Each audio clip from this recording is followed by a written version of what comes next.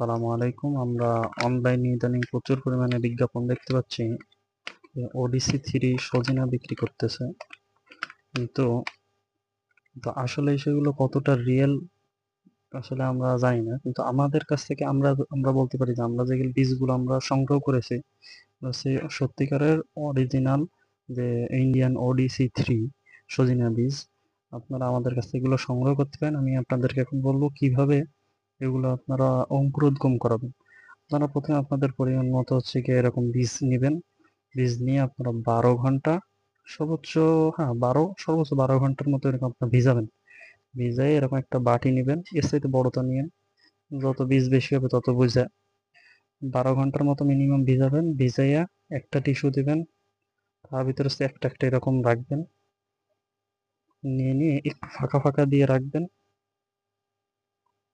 ফাঁকা ফাঁকা রাখবেন আছে, তাহলে হচ্ছে ভালো হবে জিনিসটা ভেজা অবস্থায়। ভিজানোর পর এরকম ফাঁকা ফাঁকা দিয়ে রাখবেন। আমরা আর একটা দেবো, এর বেশি দেবো না।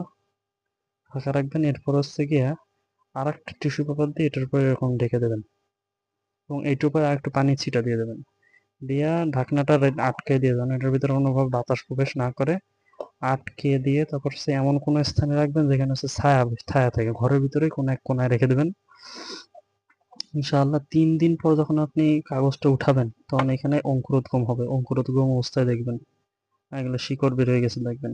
বেশি দেরি করবে না, তাহলে আবার অনেক বড় শিকড় হয়ে যাবে। আর শিকড় মনে করেন যদি এক এক আঙ্গুল বা এতটুকু হয়ে যায় না, তখন হচ্ছে আপনাদের ওইটা আবার মাটির ভিতরে লাগাইতে কষ্ট হবে, সমস্যা আছে। কারণ এই শিকড়গুলো অত্যন্ত সেনসিটিভ, এই কারণে আসলে অনেকেই গাছগুলো টিকাইতে পারে না, বেশ কষ্টকর। আপনাদের যাদের লাগবে অর্ডার করেন।